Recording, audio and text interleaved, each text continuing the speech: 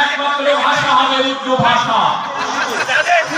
তখন এই দিন জাতি বাঙালিরা বলেছিল, না, আমাদের দেশের ভাষা হবে বাংলা ভাষা।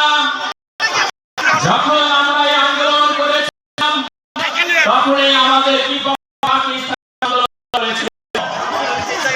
এই আন্দোলন শুরু করেছিলাম 1948 সাল থেকে। এই আন্দোলন শুরু করে আমরা বিজয় অর্জন করেছি 1952 সালে 21শে ফেব্রুয়ারি, সেই দিনটি আজ। এটি শুধু বীর বাঙালি জাতির গৌরব, প্রায় 17 কোটি লোকের গৌরব। আমরা যুদ্ধ করে ভাষাকে জয় করেছি।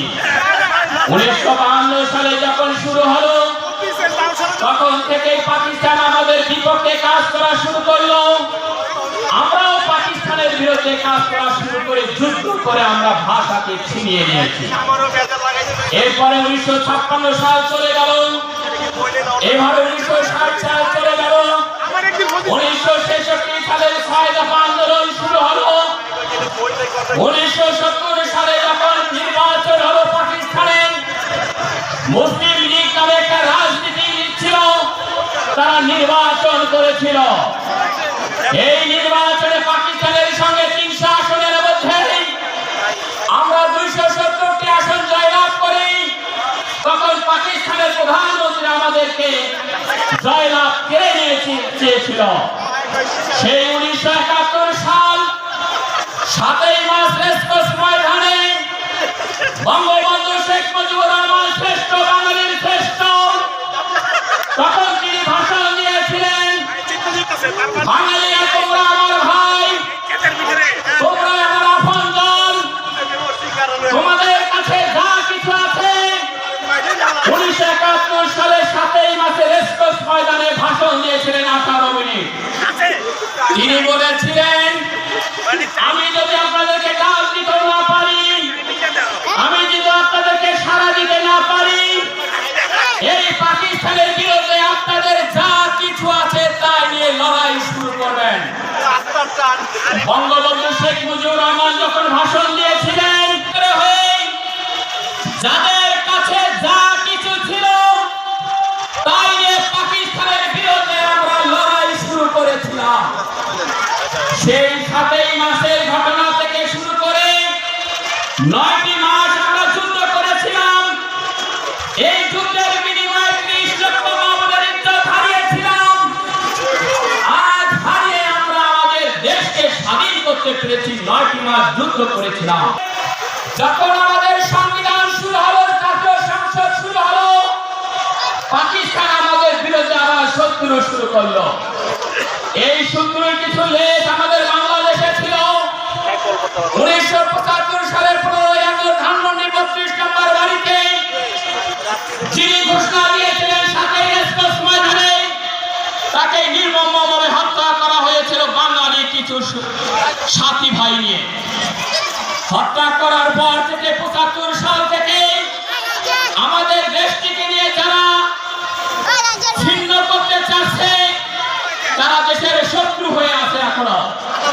আমি তাই 17 কোটি প্রায় বাঙালিকে বলতে চাই, আমাদের দেশটা আমরা গুলি করে অর্জন করেছি, দেশকে স্বাধীন করেছি, রক্ষা করতে হবে আমাদের সবাইকে। সেই 1975 সাল থেকে শুরু করে সংসদ অধিবেশন যখন হয়েছিল 1999 সালের 17ই নভেম্বর রেসকোর্স ময়দানে এবং ইউরোপের 28টি দেশ নিয়ে সংবিধান বসেছিল, তখনই আমাদের এই মাতৃভাষাকে আন্তর্জাতিক মাতৃভাষা দিবস ঘোষণা করা হয়েছিল। সেই 2000 সাল থেকে 21শে ফেব্রুয়ারি আজকে 188টি দেশ আমাদের ভাষাকে পালন করতেছে। তাদের অফিস আদালত সব বন্ধ রেখেছে। তারাই শুধু জানে একটা বীর জাতি, যারা ভাষার জন্য যুদ্ধ করেছে, তারা হচ্ছে বীর বাঙালি। আর বীর বাঙালি দেশ হচ্ছে সেই বাংলাদেশ লাল সবুজের পতাকা। আজকে যখন ভাষার জন্য যারা প্রাণ দিয়েছিল, রফিক শফিক জব্বার আরো অনেকে অজানা, শহীদ মিনারের ভিত্তিতে আপনারা দেখেছেন লাল টুকটুকে একটি বৃত্ত, সেটা সেই লিপ্ত নয়, সেটা হচ্ছে আমাদের বীর বাঙালি বুকে রক্ত, তাজা রক্ত পড়েছিল। যখন তাজা রক্ত পড়েছিল তখন পাশে যদি মা দাঁড়িয়ে আছেন, এই শহীদ মিনার আমাকে লক্ষ্য করে দিচ্ছে, এই শহীদ মিনার আমাকে স্মরণ করে দিচ্ছে, এই শহীদ মিনার আমাকে সচেতন করে দিচ্ছে, তোমরা একমাত্র যুদ্ধকারী বীর বাঙালি, তোমরাই শুধু ভাষার জন্য যুদ্ধ করেছ। সেই বীর বাঙালি শহীদ মিনার আজকে আমরা শহীদের প্রতি ফুল দিয়ে শ্রদ্ধা জানাই। মহান রব্বুল আলামিন আপনার কাছে আবেদন জানাই, যারা শহীদের জন্য দেশের জন্য প্রাণ দিয়েছে তাদেরকে, যারা প্রাণ দিয়েছে তাদেরকে আপনারা জান্নাত নসিব করে দেবেন। যারা প্রাণ দিচ্ছে, চেষ্টা করছে, তাদেরকে আপনি হায়াত নসিব দান করেন। এবং আমাদের বীর বাঙালি জাতিরা কোরআনের মধ্যে, সূরা বাকারার মধ্যে ঘোষণা করে দেওয়া আছে, যারা দেশের জন্য একদিন শহীদ হয়ে যাবে তারা বিনা হিসাবে জান্নাত যাবে। আজকে বাংলাদেশ স্বাধীন হয়েছে, এই বাংলাদেশের সার্বভৌমত্ব রক্ষা করার জন্য বিদেশি চক্র, আমাদের দেশের চক্র দেশকে নষ্ট করতে চাচ্ছে। যারা আইন শৃঙ্খলা বাহিনী রয়েছেন তাদের কাছে আমরা আবেদন, আপনার দেশের মাটি রক্ষা করবেন। এই দেশের মাটি নিয়ে কেউ যেন ছিনিমিনি খেলতে না পারে।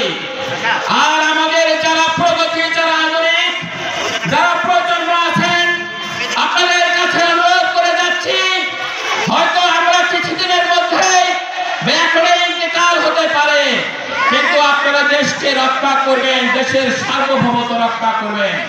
যারা দেশের জন্য একটু পরিশ্রম করবেন, যারা দেশের জন্য শহীদ হবেন, তারা বিনা হিসাবে জান্নাত পাবেন। এবং আজকে আমরা মায়ের ভাষায় কথা বলতে পারি, আজকে মায়ের ভাষায় কথা বলতে পারি, আজকে উচ্চারণ করতে পারি। আজকে যদি পাকিস্তানের মাধ্যমে থাকতাম তাহলে আমি স্কুল, কলেজ, মাদ্রাসা, জজ কোর্ট এগুলো চালাইতে পারতাম না। এটা আমাদের গর্ব। আজকে আমরা সেই 21শে ফেব্রুয়ারি মোদের গর্ব, মোদের আশা, আমরি বাংলা ভাষা আমরা কেউ যেন ভুলে না যাই।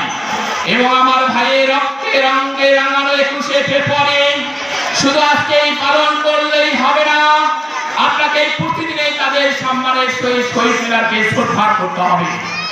এই বলে আজকে আমি আমার মজিবর আইডিয়াল স্কুলের পক্ষ থেকে, মজিবর আইডিয়াল স্কুলের পক্ষ থেকে কামরাঙ্গীরচর শহীদ কেন্দ্রীয় শহীদ মিনারের যিনি প্রতিষ্ঠাতা মোহাম্মদ হোসেন ভাই, তিনি অক্লান্ত পরিশ্রম করে আজকে এই কামরাঙ্গীরচর 56 নম্বরে শহীদ মিনার প্রতিষ্ঠিত করেছেন। পক্ষ থেকে, কামরাঙ্গীরচরবাসীর থেকে, মজিবর স্কুলের সকল শিক্ষকের পক্ষ থেকে তাদের হায়াতে জীবনের আল্লাহ তাআলা সমস্ত গুনাহ মাফ করে তাকে সুস্থ সবল রেখে দেশের জন্য, কামরাঙ্গীরচরের মাটির জন্য কাজ করার জন্য তৌফিক দান করুন, আমিন। এবং হোসেন ভাইকে আরো কিছু জানাতে চাই, এই কামরাঙ্গীরচরের যে জনবসতি আছে তাদের উন্নয়ন করার আপনার 3 জন কাউন্সিলরের দায়িত্ব রয়েছে।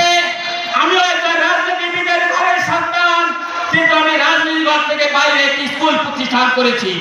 আপনাদের 3 জন দায়িত্ব রয়েছেন, কমিশনার সাহেবরা, তাদের দুঃখ নালসা, তাদের চাওয়া পাওয়া সবগুলো আপনার কাছে লুকিয়ে রয়েছে।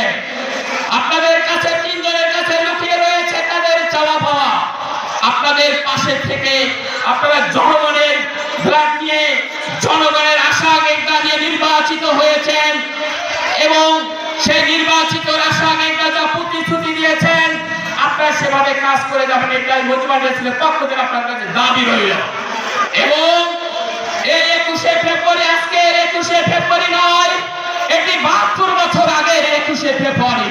আজকে আমরা দাঁড়িয়ে কথা বলতে পারি মঞ্চে। এতে আজকে পাকিস্তানের যারা দালাল ছিলেন তাদেরকে জানিয়ে দিতে চাই, মানুষ একবার ভুল করে, বারবার ভুল করা সম্ভব নয়।